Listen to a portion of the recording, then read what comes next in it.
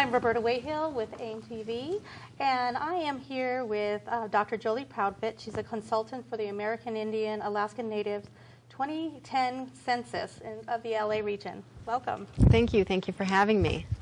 So we're going to talk about the census today. Can you explain what the history of the census is and, you know, the information as to what they're hoping to get out of that? Sure. The purpose of the census is a constitutional mandate to count every person residing in the United States. That happens every 10 years, and the purpose of that is to determine whether or not we need more seats for the House of Representatives. In addition, an accurate count of the census helps our government provide vital services to various communities. Each year, the federal government spends about $400 billion, and we want to make sure that we get an accurate count so that those communities can be properly serviced. And you have developed a media campaign, especially within California, to provide outreach to get these census reports turned in. Right. Can you talk a little bit about the campaign that's happening at this moment? Sure. As a California Indian, I thought it was very important to specifically reach out and address California Indians by reaching out to them using a campaign and a messaging effort that would resonate with them. In the past, the campaigns have been very generic. In the past, for example, in 2000, the campaign here in California was very focused on a generic overview of American Indians, and imagery that was used was, you know, Plains Indians and what have you. So my firm worked to create messaging both in imagery and content that really addressed the needs of California Indian people as well as Indians residing in California. Okay. California has the largest concentration of federally recognized tribes, as well as the two largest urban Indian populations. So we worked very hard to create a census logo that was reflective of the people and the culture here in California, of which we received high praise for. Even the Indians in other regions were, you know, excited about seeing something so distinct. And there's actually, you know, I visited a powwow just recently, and there actually was, U.S. Census was represented there. Can you talk about, is there other agencies that are helping out within this campaign?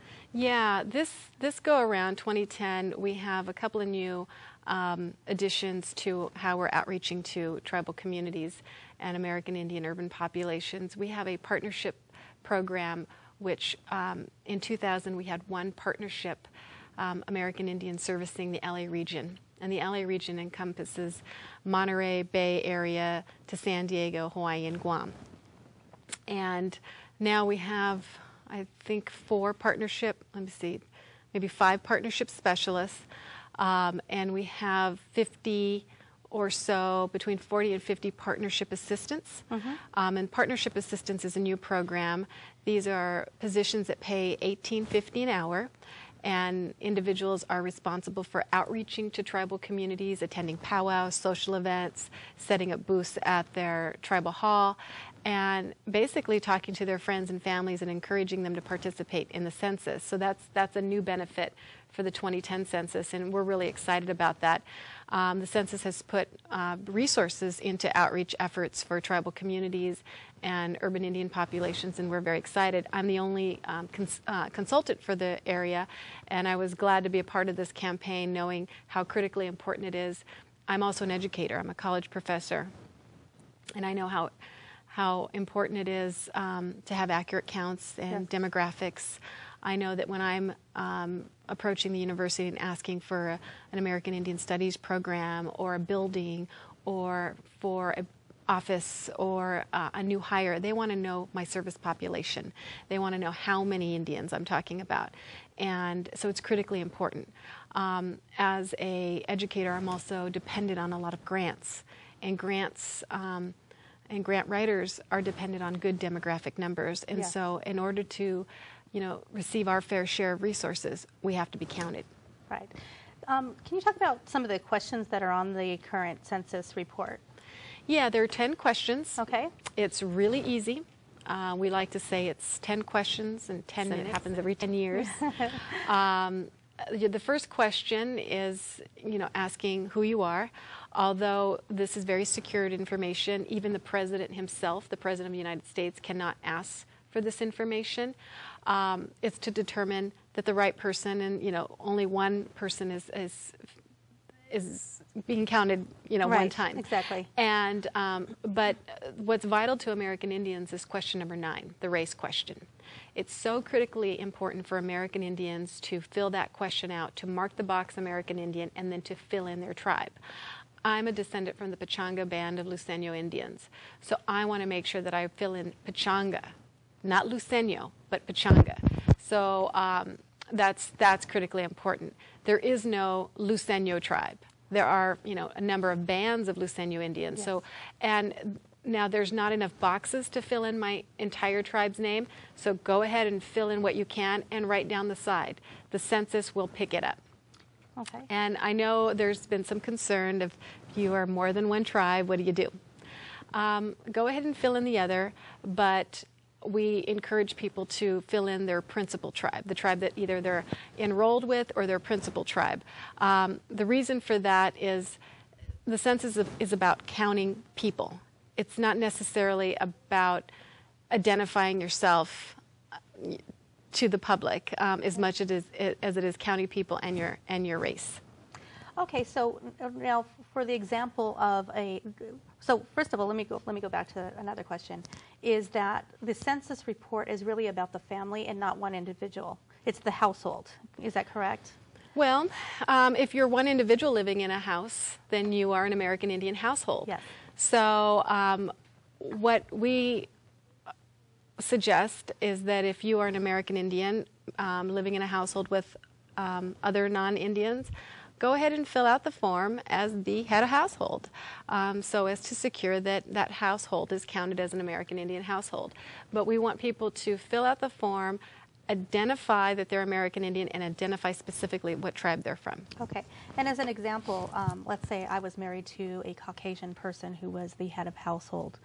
My children are all, they would be mixed blood. And how would we fill that out?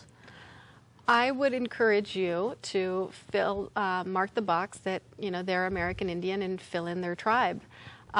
If you feel it necessary to also mark that they're Caucasian as well, go ahead. But I would really encourage you to, at the very least, make sure that you fill in their tribal affiliation and mark that they're American Indian. Okay. And some of the other questions that are asked on the census? Real basic information. They want to know your age, again, your race, your name. It's very, very basic information. Okay. And, as a person, I am the controller for a domestic violence nonprofit agency and deal heavily in grants and statistics. Can you talk about the importance of each one of these questions and how it will be compiled for the benefit of Native people? Well, it's so critically important because so many of our community services are dependent on federal funds. And, prior to tribal gaming for many of our communities, especially here in Southern California, we were really dependent on grant funding to run basic tribal government services. Right. So having an accurate count and accurate data is key. In 2000, there were some tribes counted as 0. So for every person not counted, we lose money and we lose vital resources. So it's critically important. But there's also what's called the American Community Survey form, yes, which is different than the 10-question form, which is basically counting you. The 10-question form every 10 years is to determine whether or not we need another house